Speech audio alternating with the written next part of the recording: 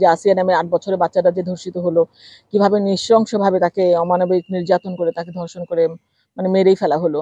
তো আসিয়ার আমরা ওই ধর্ষকের দৃষ্টান্তমূলক শাস্তির দাবিতে আমরা অনেকগুলো প্রোগ্রাম করেছি। আসিয়ার মায়ের পাশে আজকে দাঁড়ানোর জন্য এসেছি দেশনায়ক আমাদের তারেক রহমানের পক্ষ থেকে, আমাদের ভারপ্রাপ্ত চেয়ারম্যান। উনি তো আসিয়ার মার সাথে কথাও বলেছেন যে জাতীয়তাবাদী দল পাশে আছে, আমাদের ভারপ্রাপ্ত চেয়ারম্যান পাশে আছেন।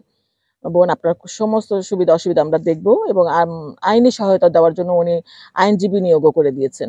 এই সহিংসতাটা বন্ধ হবে তখনই যখন দৃষ্টান্তমূলক শাস্তি পাবে যারা সহিংস ঘটনাগুলো ঘটাচ্ছে। এদের জন্য জনসমক্ষে ফাঁসির কাজটা ঝুলানো হতো। ২-১টা শুরু হলেই এই সহিংসতা কমে যাবে। তাহলে আমরা নারীরা নিরাপদ বোধ করব।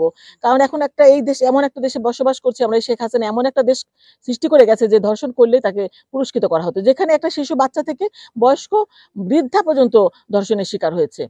এই যে আসিয়ার ধর্ষণের পরে ৮ বছরের আরো ২টা-৩টা বাচ্চা ধর্ষিত হয়েছে। একটা বয়স্ক মহিলা তাকে বাসের মধ্যে ধর্ষণ করে তাকে মেরে ফেলা হয়েছে। তো এখানে যে দেশে এখন হাসিনা এমন একটা সিস্টেম শুরু করে গেছে যে শিশু বাচ্চা থেকে বয়স্ক কেউই নিরাপদ না। তো সেই নিরাপদ পরিবেশ তো আমাদের ফিরিয়ে আনতে হবে। আমাদের ডক্টর ইউনূস সাহেব তো মানে অত্যন্ত জ্ঞানীগুণী মানুষ।